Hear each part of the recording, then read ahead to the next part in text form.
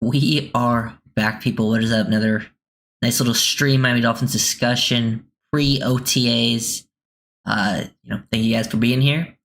Leave a like and all that good stuff. But yeah, leave any questions. I'm gonna try to answer a bunch of them because I got some things to discuss, but just going over some things that have happened in the recent times. But so I think there was like the Dolphins interviewed. They had a lot of conferences with a lot of the positional coaches, and like the secondaries coach, he mentioned something I actually thought was interesting. Brian Duker, he actually said like there's 4 players competing for the 2 safety spots. He didn't mention Trader, which I think is pretty normal for them talking about a rookie. But I do think it was interesting that he did mention Elijah Campbell and Patrick McMorris. So that actually gives them a chance to start actually being able to mention them by name after the Melifonwu and Ashton Davis pickups. I actually have a Patrick McMorris video coming out later today, so make sure to check that out. He's one of my potential breakout candidates going into next year, and I hope he gets a chance to start at some point. I don't think it probably won't be right away, just knowing how these things go, but I do think he'll get it at some point. What's up, Mario? What's up, Troll? What's the writer? First question: any chance of the late round free agency pickup D tackle beat out first rounder D tackle? No, I would be surprised that I do like Jordan Phillips a lot, and I think he will get playing time, but I would be surprised if he overtook Kenneth Grant. I actually do want to talk a little bit about something that I've been thinking about. If you look at all the top, there's a lot of players, I love some high floor players, right? Guys who are just very nuanced, have a high understanding of the game.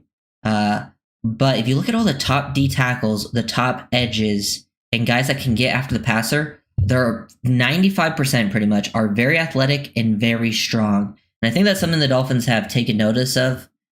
Clearly a part of what they look at when adding guys, because the last 2 first-round picks, only 2 first-round picks they've had in the McDaniel era are guys who are very athletic and very powerful, and Chop Robinson and Kenneth Grant. So I think they're heading in the right direction up front. You already have Sealer, who's athletic and strong. Same with Phillips. Same with even Chubb as well. They're very athletic and powerful up front. And I think that will, they have weaknesses at other spots in the defense, but I think that's there's some comments I'm going to talk about a little bit from Anthony Weaver about what he made and how modern day NFL defense is.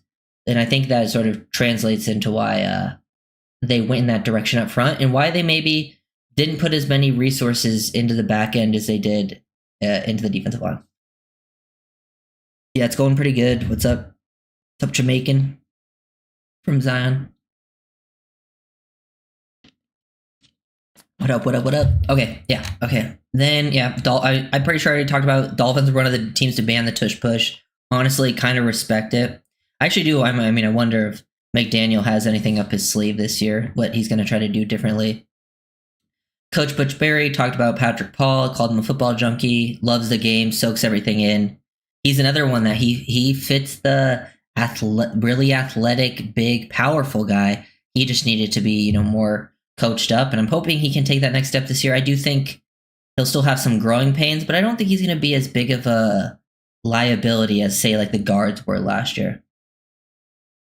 Greetings from Germany. Love your content. Oh, thank you, Dennis. Really appreciate that. Damn, we got people all over the world.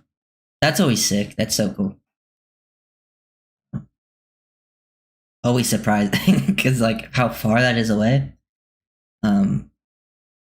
Especially because football is very heavily an American love sport, so it's always cool when people from other countries can enjoyment. Yeah, a bit of refinement. They all kind of even Chop, bit of refinement needed there. But when I look at those players, that's why I really like Chop and Grant, because there was a bit of refinement needed for Chop, and there's a bit of refinement needed for Grant, but they were still able to win. That's what I look at. I look at you're still able to dominate and win reps while still needing refinement, which still shows me your floor is still pretty high because you still win a lot of reps with athleticism and power. And if you're just coached up a little bit, you could even take it to another level. That's why those, love those pickups. Yeah, even Weaver said he believes in the rookie D tackles and reaching their potential because they all have good work ethic. That's another thing to point out of. I think the Dolphins have taken players that really love football, which I love those additions. Those guys, I feel always have a higher chance of hitting because of that. Bobby Slowick got to speak. He talked about Tua, about being accurate and throwing with incredible anticipation. Feels like everyone, when they talk about Tua, when they're around him, they say that like he sees stuff that other people don't see. That is always kind of that is for sure his superpower. Jalen Ramsey still looking like he's going to get traded. But yeah. Oh yeah, this is the quote I wanted to talk about from Weaver. Okay, so Anthony Weaver, this is he's summing up modern defenses today in the NFL. A lot of defenses are playing split safety, shell, which is too high, either cover 2, cover 4, with smaller linebackers who have to eliminate space. You better have the requisite girth up front to keep the linebackers clean, which is honestly a great quote. I might have to start using requisite girth a lot. But yeah, they do. They are very big up front. They added a lot of guys that are powerful, athletic. And it honestly makes me think, like Jordan Brooks was great last year. I think you could even see a better year from Brooks, just second year in the system. He's easily your best linebacker. And now you've got even more size up front. You have more guys that can get after the quarterback with your edges coming back healthy. And you've given Brooks, like the linebackers next to him, I think you'll have like guys with different skill sets that can complement him in different situations. Brooks is like the perfect modern day linebacker, guys that can cover ground. That's why I've always been looking for like that another elite one if they could ever find it. They just haven't been quite in that spot. Also, yeah, I posted a video on Grant yesterday. If you guys haven't checked it out, talking about him being more than a nose tackle, because I feel like that was something that has been creative, that narrative, and I kind of wanted to slow that down a bit. Thank you, Dro. Appreciate it. Also, down the stretch, actually, in the second half of the season, the Dolphins actually ranked 7th in defensive EPA per play. So it did feel like the defense started to figure out towards the back end. This is why I still think, I know some people think the Dolphins are going to be bad. And I can understand that from the outside looking in. It seems like they're on the downward trend. It looks like they've gotten worse. But I do feel like the offense, at least skill-wise and what they're looking like from the offensive line perspective, it does look like to me like they're more on the 2023 trajectory than 2024, which is obviously better for the offense. Now, the key for the offense is staying healthy. Now, if the offensive health falls apart, yeah, they could be really bad. But if they stay relatively healthy, like O-line, quarterback, I think the offense will be quite good, one of the better offenses in the league. And then the defense, you still have big secondary question marks, but it wasn't like the secondary was playing that great last year. Your safety play was awful, and then Ramsey was playing good. Ko had some good moments, but your other corner spot wasn't very good. And that's going to be kind of you're probably going to be a little bit weaker at corner, but up front, you'll probably be stronger with your edge play. Defense seems like they were figuring out in the second half. Second year in Anthony Weaver's system, I think the schedule is very, very favorable. That's the biggest thing. If you can have a strong start with a schedule, build momentum, I don't know. I think it could be a lot better than people are expecting. Also interesting that the tight end coach, Embry, talked about Jonnu Smith leaving 185 yards on the field. I do think that is, definitely went out there to hey, send a message even to the players that played great last year, like Jonnu. Jonnu was one of the Dolphins' best contributors. That they could still be even better. Dolphins are doing a lot of joint practices this year, which is fun. They waived William Bradley King and signed Brett Gabbert. Nothing to really talk about there. He's brother of Blaine Gabbert. I watched his film. Nothing to really talk about.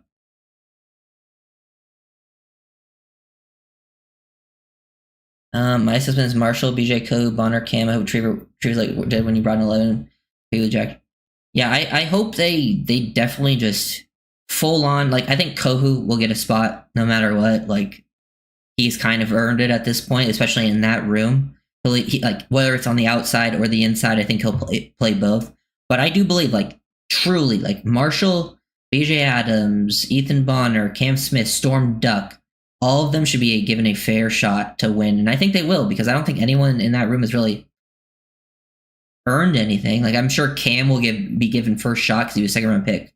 I'm sure Duck will get a lot of work because he got work last season. But yeah, I'm definitely going to be sticking it out. Also, Jacob Gibbs, he's been posting these videos of every quarterback throw of 20+ air yards from a clean pocket.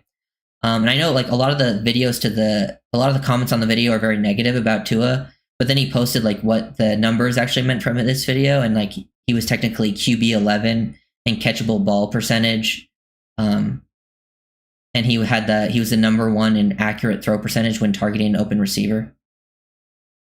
He just had like the least amount of pass attempts, but he was pretty high up there, even though it wasn't his best year from that perspective, because they weren't able to throw the ball downfield as much last year.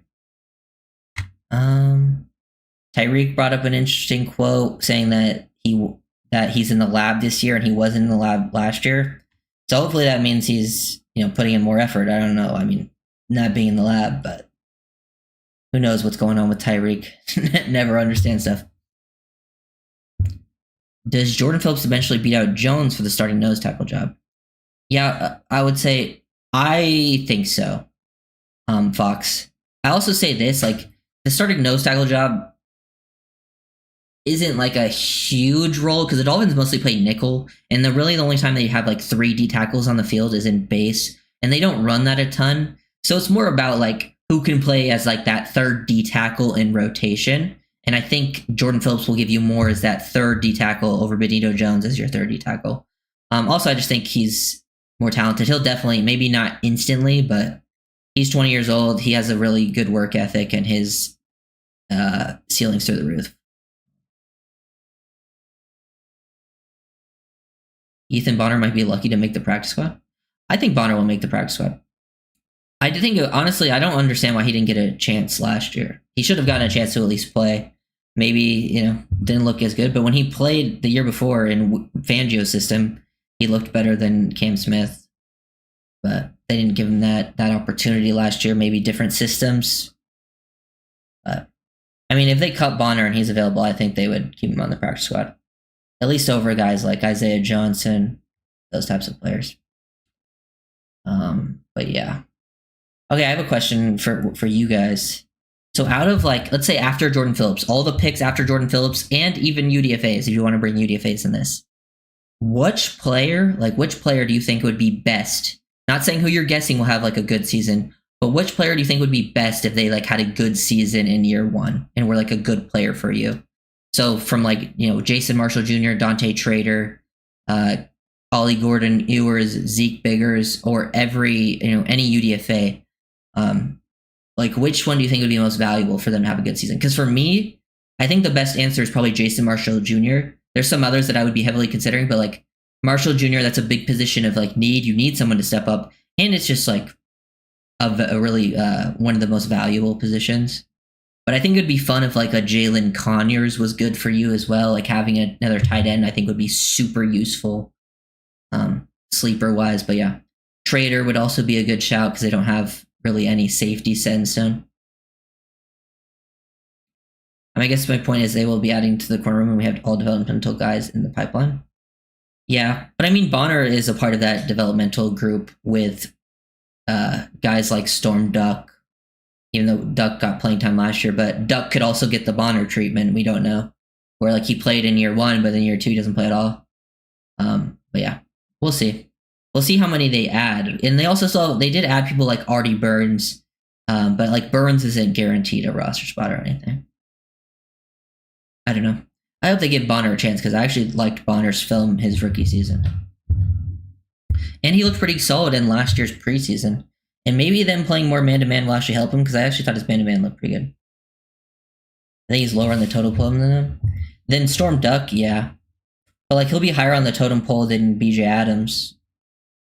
He'll be higher on the totem pole than like Isaiah Johnson, Jason Maitre, guys who were on the practice squad last year. Yeah. Here, what am I looking at now? Yeah, which rookie out of the late round rookies do you guys want to see kind of play at a higher level? Not necessarily who you're thinking about, but which one would you be like, oh, that's a nice, pleasant surprise there? For me, it's probably Jason Marshall Jr. because I'm not quite expecting that, at least not right away.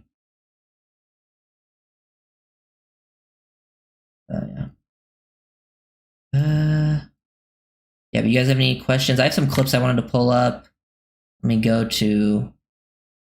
These are from Cody Alexander, the Coach A, on Twitter. He went on like a deep dive this offseason with the Dolphins defense, and I do think they like this is like one of my favorite stuff from what Weaver did last year was all of the interesting stuff he did with coverage rotation. Because if you look at this is such an interesting call. Look how they're aligned here.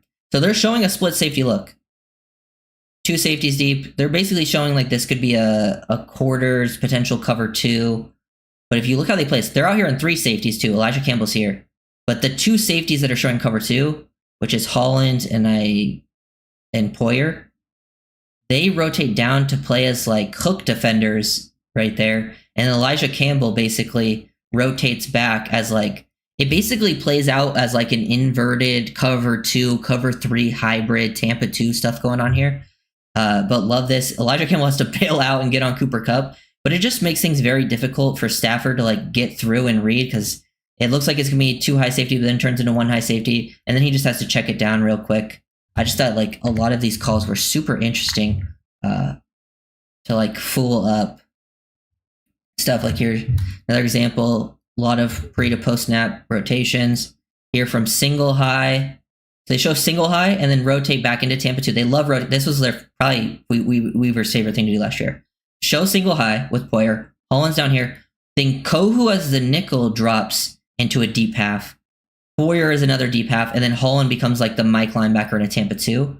And this just makes it because like if you understand like what QBs are looking at, a lot of times they're reading the safety and like trying to find out what the coverage situation is. So like if he sees this safety start to bail out, he might think he has something open to the backside because he knows where the other safety is, but then Kohu becomes into a safety position. But then Holland is playing middle of the field, so then if he thinks too high, he can take it away, that middle of the field stuff. And he tries to get the ball out quickly, they knock it down. Weaver was so good at that stuff last year. That was by far, I think, what Weaver did. There's so many clips I could go over.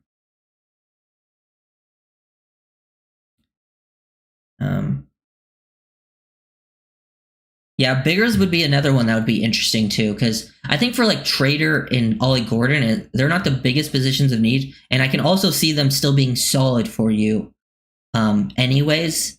But yeah, Biggers would be like a surprising one, and it would be, I think, helpful because it would just make you really set at defensive tackle. Like you wouldn't have to worry about defensive tackle because you would still have Sealer.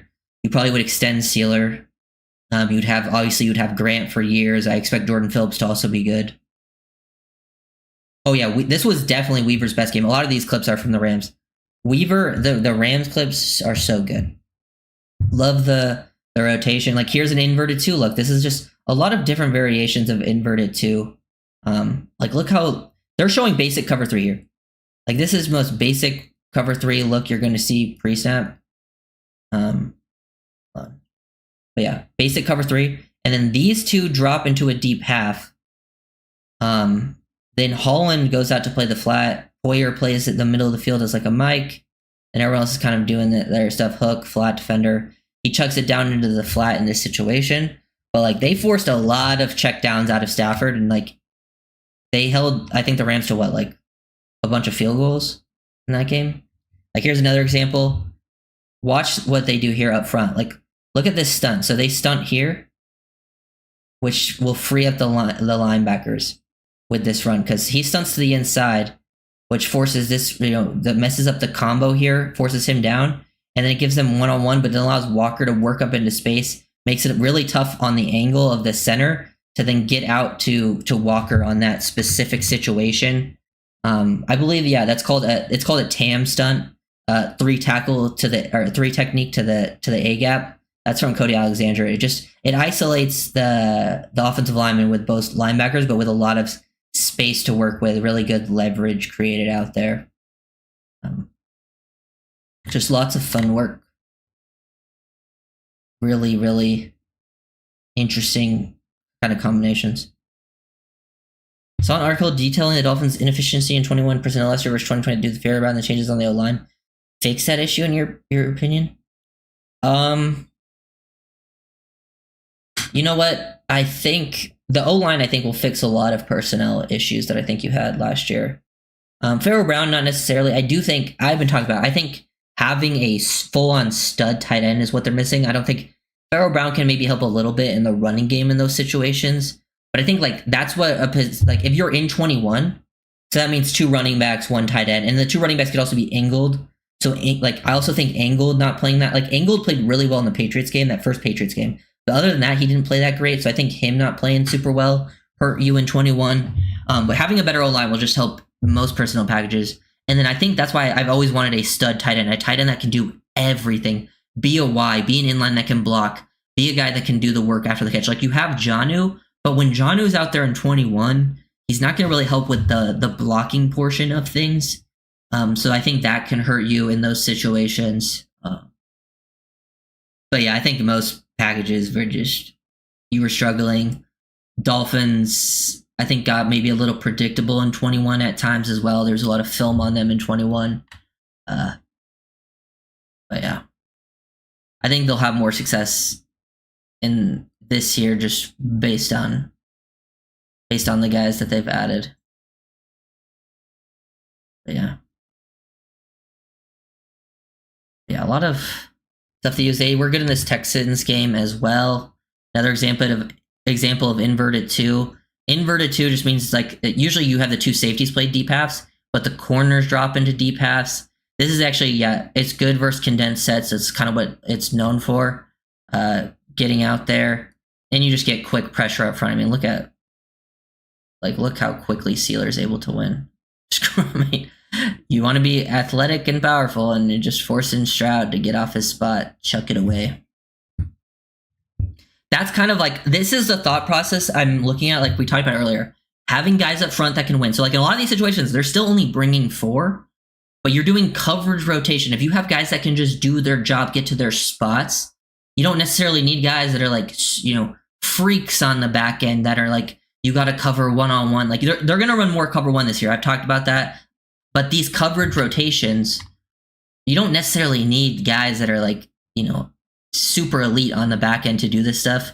You need guys that can win up front quickly, and you need guys that can get to their landmarks and make smart football plays and be able to pass off stuff and be able to disguise those coverages. So I think that's the thought process the Dolphins kind of had this season, with maybe not attacking the defensive back group as much. I'm sure they'll attack it more next year, but I think that's kind of what they went for. You think Mo Kamara will make 53? I do. I'm going to probably make a video on Kamara at some point just to talk about like second year expectations. Let me look at the edge room actually, because it is a tough room. I made a video on Grayson Murphy. It's members only right now if you guys want to check that out. But the edge room is tough, like, because if you look at it, you got your top 3.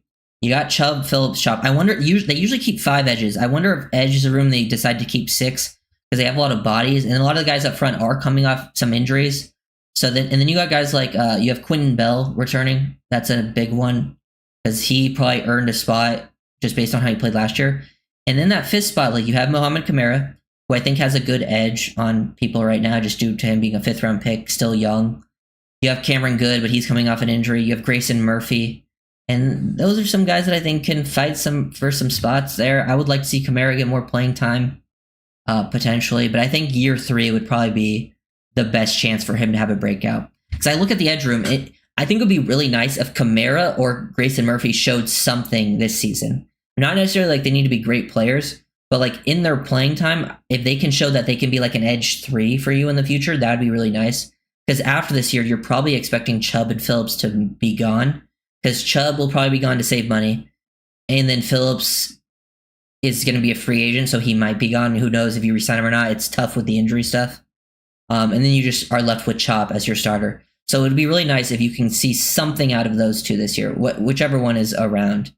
Because I think both of them have potential. Different players. But if one of them could be a rotational guy, that'd be huge to going into next season. Then you're like, oh, we don't need to add a bunch of edges. We just need to add like one quality starter. We have the depth already taken care of.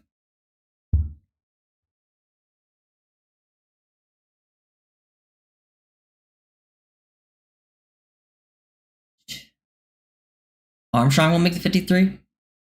I think he's one of the UDFAs with the best chance. I think one of the UDFA receivers makes the 53. I prefer Armstrong, but I've talked about the Dolphins gave Theo Weiss Jr., I think, the highest guaranteed out of their UDFAs. That is usually a pretty big sign that they are interested in keeping that guy around. So I think that will be a battle for one of the 5th or 6th receiver spots, either Theo Weiss Jr. or Andrew Armstrong, because they're also similar body types, kind of, play style-ish players. So I think that sort of plays into that. But yeah, I think one of those two, probably, I think Jalen Conyers has a good shout. And then I think defensively, like BJ Adams or like John Saunders Jr. I think like 3 or 4 could end up making the roster, especially this season. Because last year I feel like no one expected UDFAs to make it, and they still had like 2 guys make it. Yep, follow the money. Yeah, I would be surprised if Mo didn't make it. I mean, he's not a guarantee because I think 5th round picks, especially after the first season that didn't really play much, are never guaranteed a roster spot. But I do think he is very very, very likely. It would surprise me a bit. Excited to see Chubb, Phillips, Sealer, and Chop on the field together. Yeah, that'll be exciting. Honestly, like have Grant on the field too. Have all 5 of them on the field. Take a linebacker off. Get 5 people going after the quarterback. Get them all one-on-ones. What personnel does Kansas City use in Philadelphia? 21 or 11? They're more. They run a lot of 12 actually. They run a lot of 2 tight end sets. And they run 11 as well. I don't think they're heavy 21 teams because I don't think either team has a fullback. The more 21 teams are teams like the Niners, obviously. The more Shanahan system teams run a lot of 21. I'd have to look at the numbers, but I know for a fact that the Chiefs and Eagles are pretty big on running like 12. Sometimes I think they even run 13. Like they like to have a lot of tight ends on the field. And honestly, that's why I've always wanted another tight end, like someone that can play as a true Y and be out there on the field, because I would like to run some more 12 at times, because the Dolphins I actually think have had some success in 12, but they just haven't had the best tight end group. What personnel are we at our best? Depends on the season, and I'd have to look it up to be 100% sure because I don't remember it off the top of my head. But I know in 2023 they were really good in 21. Last year, I don't know what it was. I don't think last year it necessarily mattered personnel wise why they were struggling. I think it was more so about just, the injuries they had, and then when Tua was back, they found some success just depending on teams they're facing. How many running backs will make the team? Probably 4. They've pretty much always kept 4 running backs. I think that if there was one year they should keep 3, this would be the best year to do it. But yeah. Will Conyers make it? Yeah, I would. Conyers, I think Conyers, I'm not going to guarantee any UDFAs, but I think Conyers, either Armstrong or Weiss as receiver, and then probably BJ Adams. I think though, 3 of those 4 have a really good shot. And then I would show John Saunders Jr. in there as well. I think he has a chance in the safety room, especially if they decide to keep 5. He has a chance, but he is in a tough spot more so with bodies in front of him. But Conyers has to just beat out, he has to beat out Tanner Conner, which I think is very possible, especially if they keep 4 tight ends. If they keep 3 tight ends, he has to beat out either Pharaoh Brown or Julian Hill, which is definitely a possibility. But definitely not a gimme. I think Conyers needs to show an improvement as a blocker for him to get there, but he has the size. He showed some good reps on film of it. It's just a consistency thing for him. It just depends how bad he wants it.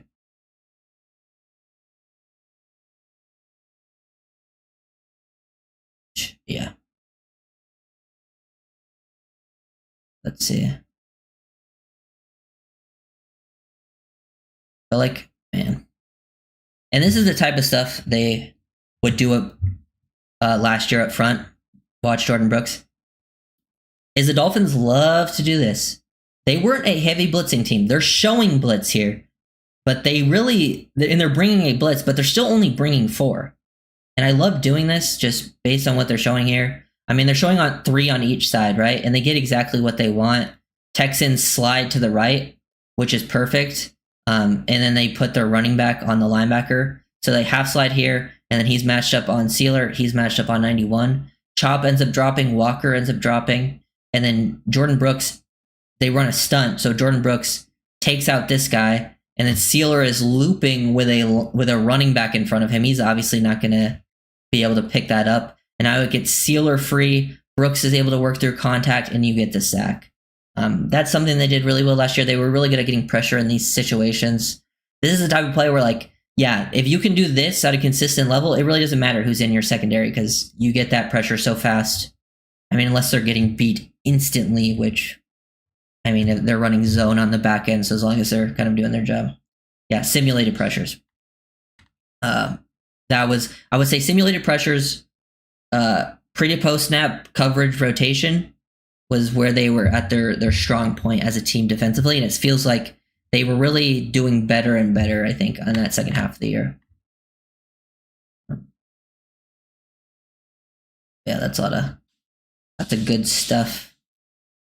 Yeah, any questions? We got OTAs coming up, obviously. I'm excited to see all the young guys, rookies, more action, and then hear about what's going on with maybe some second-year guys, some that you want to see step up, see if there's any names that stick out. So then once we are done with OTAs and then we have like a little while to wait until training camp, but then training camp rolls around and we have, an idea of what we're expecting, who cares, like, because there's positions I'll be looking at. I think safety is one that is a very interesting camp battle for, like, you have like no one pretty much set in stone. Same thing with corner room other than Kohu. So the secondary will be very interesting to watch. I'm kind of excited. I'm interested to see who wins the second linebacker job because it seems like Dotson will have the edge up, but I think a lot of those guys will play. I think, yeah, and then I want to see the back end of the receiver and tight end rooms because the starting O-line's pretty much set. The starting receivers are pretty much set, but I want to see who can win spots on the back of the receiver room, tight end room, that type of thing. You gotta stop showing the speed rider, making me excited. Yeah, it's what I think, this is what really excited me about what Weaver was doing. And hopefully they can just continue to get better and better because sometimes I think players can struggle a little bit when learning defenses like that, when they're doing a lot of the snap rotations. And then, yeah, we talked about, health being so important, especially for the offense.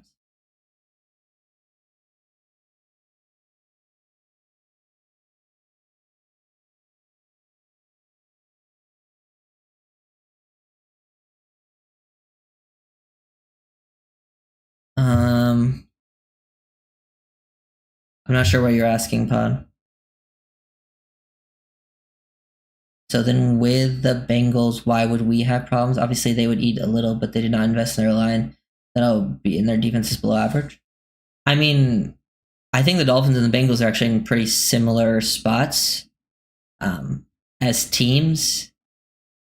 They've had QBs that have missed some times, but when their QB's healthy, they're a very competitive team. Their defense is weak. Our defense, I think, is definitely better up front, but we have this weak secondary. And then, yeah, I think our offensive line is better this year, but we've had pretty similar outlooks to the Bengals, but they also have Joe Burrow, who's just like a top 5 quarterback in the league. And he's also had the injury stuff. So I don't know. I think health is kind of key for both those teams.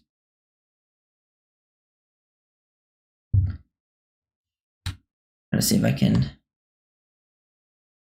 find anything else. Yeah. This is a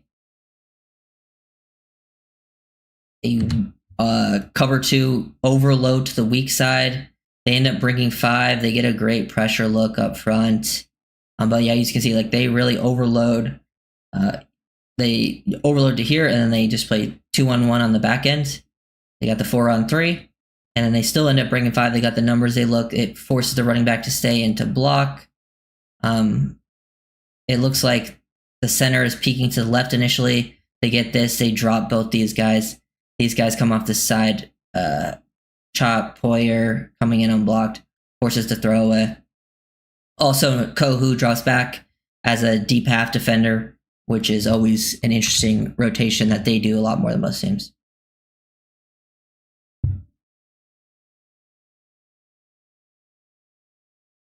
Would you take us or them to win if both team core players are healthy? I guess it depends. I would probably take Miami and probably would take Bengals in Cincinnati. I think it's close enough to where I would probably just lean who's ever at home.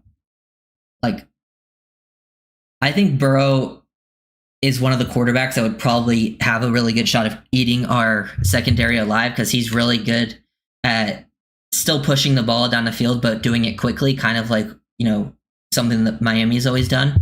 And he's got good pocket awareness. He makes smart decisions. But I think he would have a good game against Miami's defense. You'd have to hope, Weaver cooks up a masterclass. But I don't know. I'd have to look at the Bengals roster, to be honest, because I don't know what their exact roster is looking at this point.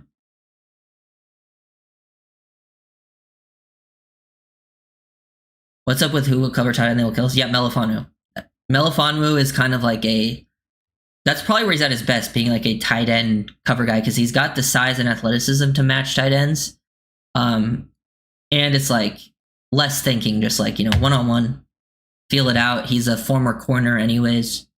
So yeah, that's kind of what you would have. Definitely Ife Atu Melifonwu would be the tight end guy. I think pretty much that's there's some other guys that have covered tight ends, like Trader had some tight end covering at college. We'll see if he can do that at the NFL level.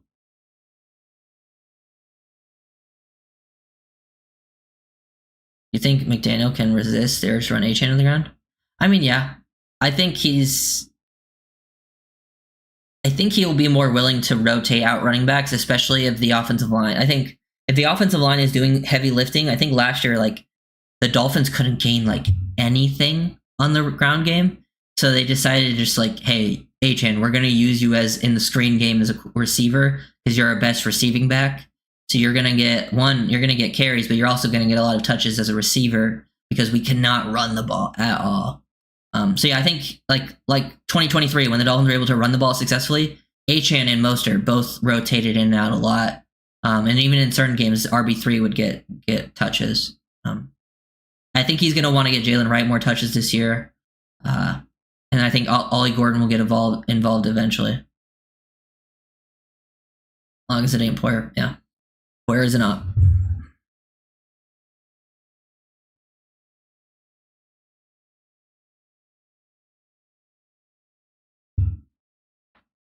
Why do we never run inside gap? I would say, there are certain times they were running at certain games, but I think it just, as I've talked about, I think it has to do with your offensive line personnel. Your offensive line, especially when it was injured, wasn't really built for that. They weren't really built for anything, to be honest. And then, yeah, I think they should have used A-Chan less in the goal line. But I also think the problem with your goal line wasn't A-Chan. It was offensive line, because A-Chan finished a lot in the goal line when his offensive line was able to block. The biggest problem with the goal line and short, the Dolphins in 2023 were one of the best third and fourth down teams. They were really good in the red zone. But in 2024, they went complete opposite direction and were awful. And the biggest difference, in my opinion, was the O-line. I think it has less to do with who's in at running back. Even though, I think Ollie Gordon now should be in at running back in those situations. Not A-Chan. But, when it's been a good O-line, it didn't really matter who was in at running back. Mostert, A-Chan. Mostert and A-Chan scored a ton of touchdowns in 23. Mostert, led the league, and then A-Chan scored a bunch, too. Yeah, really poor guard play. And they did not want to rely on their guards. But now they have some pretty good guards. Maybe they'll mix things up a little bit more, but they also, their personnel is also perfect still for outside zone. And you can still be an outside zone team and be physical and powerful up front. We saw it in 2023 when the O-line was healthy. But yeah. But any other questions? Because I think I showed all the videos I wanted. Talked mostly about what I wanted to talk about.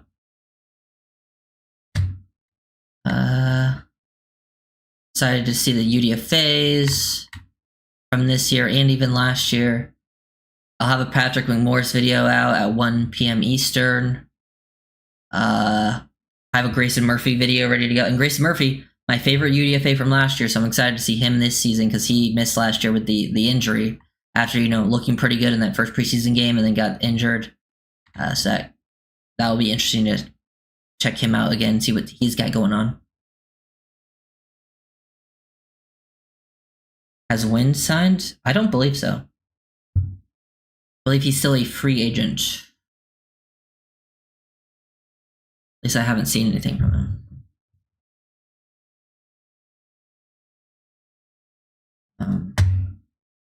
Yeah, I wouldn't sign. I think the Dolphins are just waiting until they trade Ramsey to really make some moves. And I think once they trade Ramsey, they're going to try to add another corner.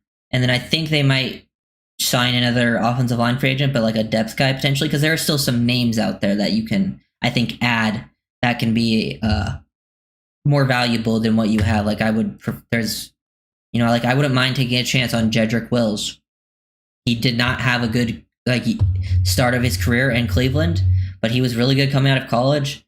I think he's a good scheme fit, and I think sometimes just going to a different team can kind of turn things around for people. And also, I wonder if they would even try him at guard because he's always been a tackle. Maybe guard would be best for him. Yeah, I hit that. Leave a like. I always forget to say that in my videos. Still forget to this day. But yeah, check out my Grant video from yesterday if you haven't. More than a nose tackle. I showed mostly just clips of him playing from like a 3-tech, a 2-eye, where he's getting these one-on-ones. He's being a B-gap defender, showing off that athleticism.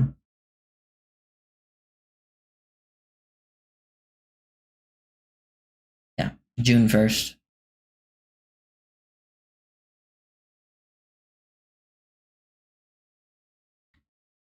It should be pretty fun. We're in the kind of slow part of the off season, but it'll all be here soon enough. I'm excited for preseason. Preseason is actually probably the most active my YouTube channel is all year, surprisingly. But there's so many videos to make during preseason because we haven't had any new film in so long. Freak, yeah. Oh yeah, I tried a new style thumbnail. Because I was actually doing, because I'm gonna make a Jalen Waddle video. I'm actually like kind of cooking that one up, and I was doing a different style thumbnail for the Waddle video, and I'm like, I'll try this thumbnail with the Grant video too. I actually kind of like it because it's kind of simple, but I don't know, looks kind of better. They have just a couple more months. I think the team could look even a little bit different. I wonder what they will get for Ramsey. I really don't know because I wasn't expecting much, but I do believe that yeah, I wasn't expecting what? Yeah, I wasn't expecting much for the Ramsey thing, but it seems like with all the reports, like multiple teams are interested, so that could always drive the price up. Based on the draft and signed UDFAs, will we run more man or zone, and how does that impact our choice? I think we're going to run more man this season, but we'll still, I think man will get raised. Like I think cover 1 will be like go up in like 10%. But I think still zone will be ran a lot. Like I'd have to find the coverage. See if I can find it, but no, I don't have it saved, do I? But I know the Dolphins ran it at like a pretty low rate, but I think if it gets up to like that 30% rate, 30% is very high for cover 1, but they don't run cover 2 man a lot. That's very low. So that means the rest of the time they're going to be like, 60% in zone. So I think they're going to be looking more for a guy like they brought in a mix because Rasul Douglas is a very heavy zone corner, but the guys they brought in the draft and the guys they got rid of, like Kendall Fuller was his own guy, they got rid of him. They brought in Jason Marshall Jr., B.J. Adams, Ethan Robinson, all at their best in press man. So I do think they're going to try to run more press man this season, but I don't think he's going to go away from what he does on those obvious passing situations, like what I showed in the bookmarks of what Weaver tried to do. If you saw, but it was like all the times Weaver does all the post snap coverage rotations where he's using the nickel as a deep half safety. They're running inverted two, all of that. The thumbnail definitely popped more and caught my attention, and this one was more pronounced. Okay, that's what I thought too from looking at it. So I'm still probably going to do the old style ones for some basic ones, but I think for ones that I'm like, oh, I really want people to see, I'm going to try like this. The ones that I'm like, oh, this is an important one. Yeah. Did you hear Warren Sharp's detailed breakdown of the number of rest days per team per game? I don't think I saw any videos about it, but I did see the Dolphins had like the second best net rest day. And I was considering that when I was doing when I was talking about the schedule and like wins and losses, and I was like, there are a lot of like underrated advantages the Dolphins have this season because of the schedule, and then like rest days is very important because I think Kyle Krabs mentioned it, but he talked about the last time the Dolphins had like that good of rest advantage was like 2023, 2022, and 2016, and those are the last 3 times they made the playoffs. So I think that's something that it's definitely a very good sign for them. All the little things can help, especially in a season like this for Miami. Because this is one of those seasons that could really go any way, I think, depending on how you kind of start out and health.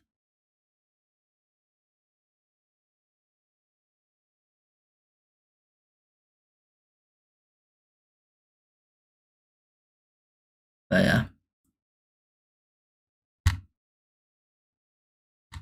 But some good stuff.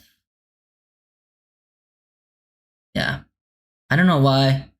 Like, Wingfield posted this too to talk about the nose tackle thing. Travis Wingfield, great beat reporter.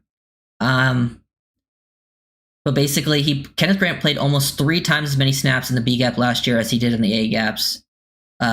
Nose versus playing as like a 2-eye as a 3 tech.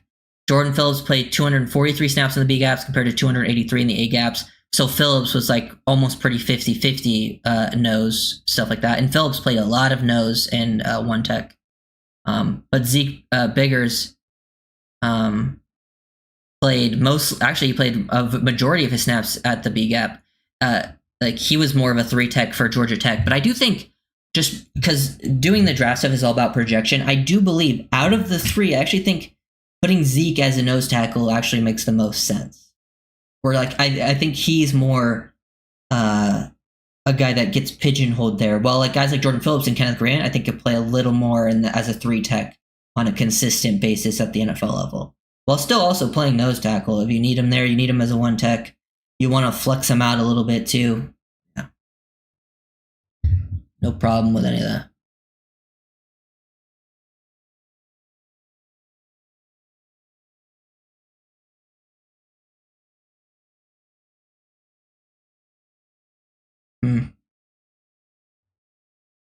Yeah, okay, cool. Pretty much, I think that was everything. Dolphins signed, I talked about, they signed Brett Gabbert. Another UDFA they brought on. I watched like 5 minutes of Brett Gabbert film and I was like, okay, there's really no point to talk about this. He's just a camp body. But so if anyone was curious about that, which I doubt it. Oh yeah, the Dolphins or the NFL's adding a Protector of the Year award, which I think is good. Give the offensive line it's a best offensive lineman year award, which Also, Warren Sharp, who you just mentioned, he posted best QBs on 3rd/4th down last year, and he had Tua at 6 based on his charting, and it's based on EPA per attempt. I feel like honestly, he was at 6, and I feel like we were way worse last year on 3rd and 4th down than we usually are. And now that was a big part because Tua missed time, but it's crazy how much better. Like like Tua is not a perfect player by any means. I've always talked about. I think he's a good quarterback. He has limitations in certain areas, but it is kind of crazy like how it shows by how important like scheme and fit is, because without him the Dolphins just absolutely fall apart. So hopefully he stays healthy. Jordan Phillips turns into Aaron Donald. I mean, very, very unlikely, but I do love Jordan Phillips. Aaron Donald was just so different, man. Different level of explosiveness. I remember him coming out of Pitt, and like this was early on because I think he was the 2014 draft. So that was my second. I started really covering the draft in 2013, right? But in 2014, so that was the second draft, I was like covering it again, but like this is when I was still new. And I just remember watching Aaron Donald and people being like, oh, he's too small. And, but I was just watching it. I'm like, this guy's a top 5 player in the draft. I'm like, he's insane. He's so explosive. I'm like, he's a weapon. And then he was even, better than I could ever imagine. Yeah. That is true, Troll. It is very, that's why last year I think was so tough for a lot of people. It's because when Tua went down, he went down early and like he went on IR. So I think that just made people like if he went down and was like, oh, he might miss a game, then I feel like people might not have checked out. But I feel like a lot of people like checked out for a while until he came back.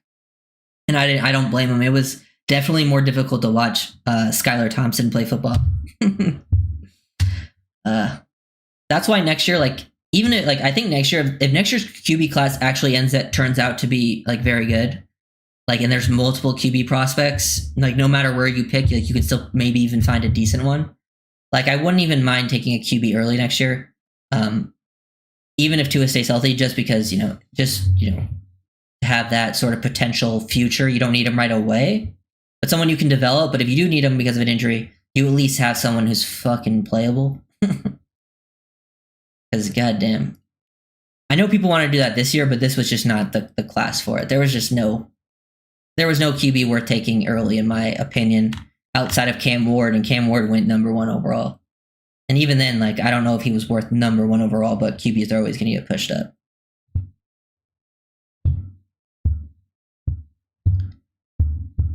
Yeah. PFF. PFF did a top receivers list. I believe they had Jalen Waddle at 21.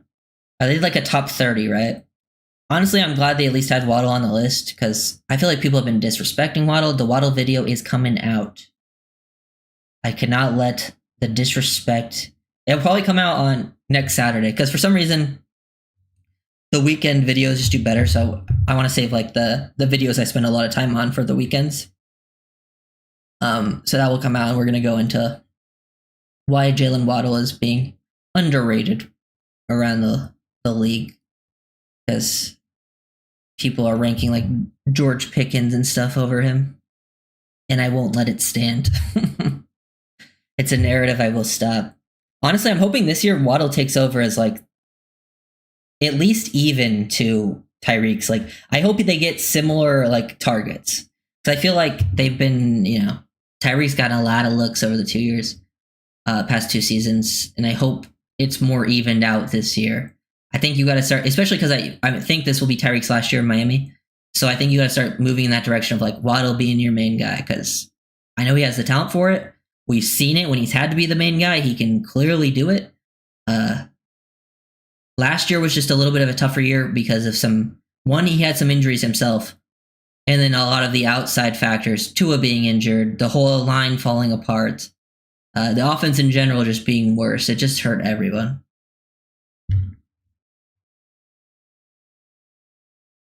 Yeah. Where was a double agent lost to Buffalo and Arizona? Yeah. He did hurt Jalen Phillips. Yeah, and he had that Buffalo... Bro, he got that roughness call on unnecessary roughness at the end of that Bills game. Man. I wouldn't be surprised, Joe. I think Tua/Brewer lost this Cardinals game. What did they look? Did they fumble? They fumbled a snap or something? The Cardinals game? I think the defense lost us the Cardinals game. I don't think the Dolphins defense stopped the Cardinals once in that game. The offense actually played pretty good. They had a couple like missed opportunities, but like they were the ones keeping us in that game. I do remember the Cardinals game. The defense literally, Kyler Murray played like his best game of the year. The defense made him look like he was unstoppable. It was like, how many times did we have like a free blitzer on him? They got the safety. Yeah, I mean that was definitely a negative play, but that game was on the defense. Like majority of that game, like the defense played so bad in that game. That was probably their worst game in the second half of the year, I would say. Because after that, I mean, they didn't play that great against Buffalo, but then they really bounced back versus the Rams, right? That was the order those games went in. And then since the Rams game, I think they played at a pretty high level.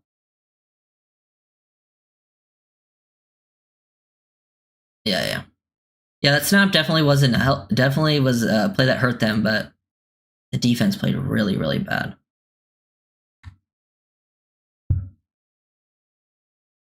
McBride killed Poyer, yeah. Marvin Harrison Jr. probably had one of his best games. Murray literally played flawlessly. Yeah. Hey, McBride might actually be an All-Pro, though. I do actually think McBride is that good, but Rams was an exciting game. Yeah. Probably the best all-around performance in I would say like team performance all season, because the defense played really well and the offense had one bad quarter. Like the offense was really good in the first, third, and fourth quarters, but the second quarter they were like god awful. So that was weird. But 75% of that game they were good, and then the defense, it was like their best game of the year. So it was probably the best team performance, because it feels like the Dolphins never get that. They never get a good team performance. It's always the offense playing really good or the defense playing really good, and then they'll get like a good team performance like once or twice a year, but then it's against like a pretty bad team. So actually having it against the what's it called? So having it against the Rams, who are a good team, was nice. Also, the Chop Robinson breakout game. Yeah, I would say his breakout game started versus Arizona. Like he had some really good, like that's where like that was like the first time I watched the film. I'm like, oh, those were like really good pass rush snaps. Like it looks like he's figuring it out. And then the Bills game, he looked really good. The Rams game, he really started taking off as well. That stretch, I think, is where he took off, and then he never looked back. Do you have any players targeted you would like to trade for? Honestly, there's no one out there that like it's like really entices me, unless you get like unless the value is less than I'm thinking. But there's no one really out. Like I'm not really super hype on trading for like a Jair Alexander or something like that. There's like I know there's like Greg Newsome, Jalen Watson. Like those would be interesting trades, but like those would have to be pretty cheap for me to want to even look at it.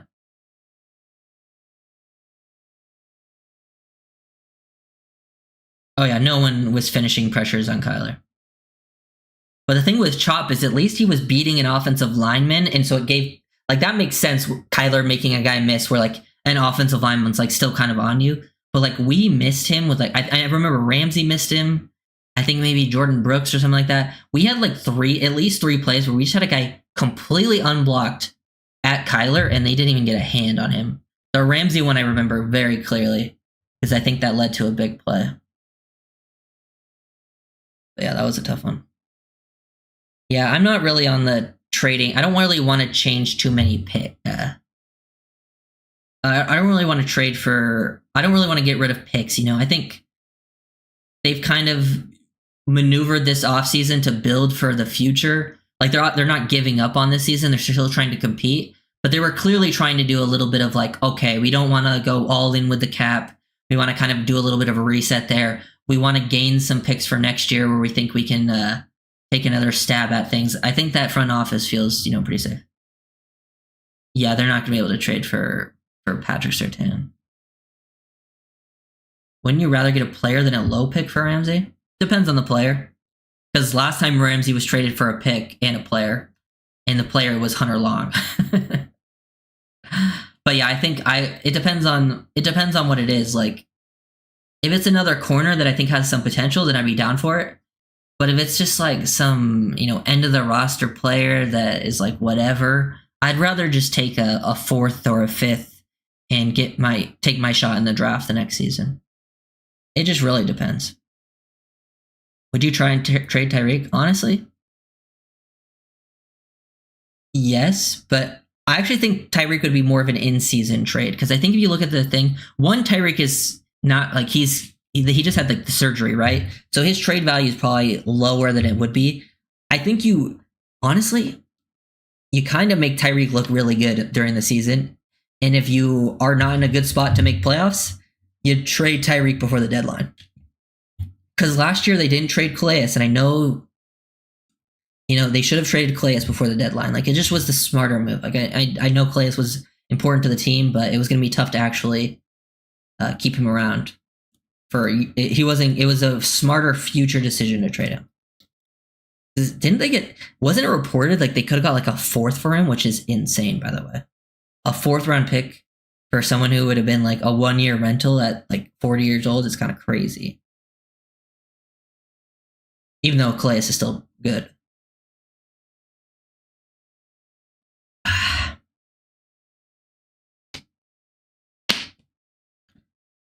Yeah, but unfortunately, a lot of players on the Dolphins don't really have high trade value because, like, even though you can trade Ramsey and Tyreek, who are good players, they're both aging and have big contracts, which hurts their trade value. I feel like the only players you could actually trade that would get like a first round pick or more are players like Waddle, Chop, probably Kenneth Grant because you just drafted him in the first round. Those are like the only players I think you could even get like high picks for, and I would not trade any of those guys at all. Did we get a comp pick for Calais? Well, I think he might be a part of the comp pick formula, right? I can't remember. But I think we're in line to get a comp pick for Holland, right? Because it all like people, it's all like a game. It measures, people cancel each other out. So I think Calais cancels one of the guys we signed out. We're just like, and then the Ogba one, depending how Ogba works out, I think that one will cancel out our final guy, and then we'll be one less. So then we should get a comp pick for Holland, which I think is projected to be a fourth rounder at this point. But that is not confirmed. We saw how much can change. 52 watching, 15 likes. Come on now. Yeah, guys, it's free. Yeah, he's part of the formula. Yeah, so I wouldn't. Yeah, it's one of the guys that you consider. Yeah, no, it is Holland. What about this Arnett guy in UFL? Is it Damon Arnett? So I did see a quote of him saying that he's ready to return. He was a first round pick back in the day from Ohio State, and I do remember watching his film. I think he went to the Raiders, but he had like, was he the one that had like the guns? Like he had videos of him with like an AR or something, and was just like a pain. But now he says he's matured. Who knows? I mean, but who knows? No trade value for a future franchise QB. I wonder why. I mean, Tua would get traded for someone would be willing to trade for Tua. He would be tougher because of the injury stuff, but he would definitely get some value. But it is a little bit of a risk for certain teams for sure. But I think there's certain teams that are like, dude, I think there's certain teams that would like be so happy to have Tua because they're in such horrible spots. Because if the Dolphins do eventually move on from Tua, I could see like a Baker Mayfield type situation where like Baker went to a different team and has found some pretty good success. Like he ends up in the right spot and stays healthy. Health is the key for Tua, That's why like I'll always be rooting for Tua, but I'm also okay if they want to move in a different direction, it makes sense. Because I would say the main reason it makes sense is pretty much the only team that wins Super Bowls nowadays that's not without a QB on a rookie contract. Because if you don't have is the Chiefs, but like you really need teams like guys on rookie contracts. Because I know Hurts, but like Hurts' big contract is just going to start kicking in. But you were able to push things back with him because he was still on that contract for a while. Now that you've paid him, it's like it is tough to build the rest of your team out. A lot of teams that are are pretty high up there are usually when they have the rookie contract stuff. Eagles did it, yeah, but it's a very different situation with the Eagles. If you go look at what they're doing, they have pushed everything back to like 2029 with all the stuff they've done. Like, I don't even know how to explain what the Eagles are doing. It's actually insane. Be giving X a chance? I hope not.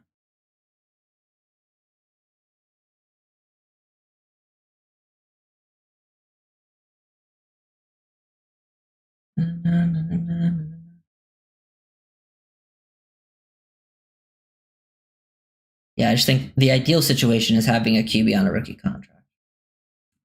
I don't even like the Eagles. What Howie Roseman's doing, like it's insane the amount of like I think it was 2029 that's pushed back to, and how much debt they're supposed to have by then. But with how much the cap raises, it will definitely pay off the debt itself. Not all of it though.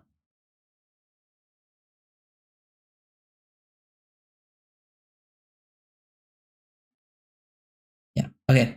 So any final questions? Anything before I head out? Got a lot of videos planned. Probably going to just go through a lot of the Dolphins roster. Guys we haven't talked about in a while, kind of expectations. Maybe guys that with potential breakouts. Hurts had at least an average of line since he arrived. Oh yeah, for sure. Like I don't think Hurts is anything special. Like I think Hurts is good. I don't think he's like arguably Hurts is like the 12th best starter on that team, which is crazy. Like their O line's ridiculous. Great weapons, great defense. Yeah, the Eagles are like just have such a good roster built around. Yeah, I'm curious to see who stands out too. Oh yeah, that is a team built system over there. But yeah, okay. Thank you guys for watching.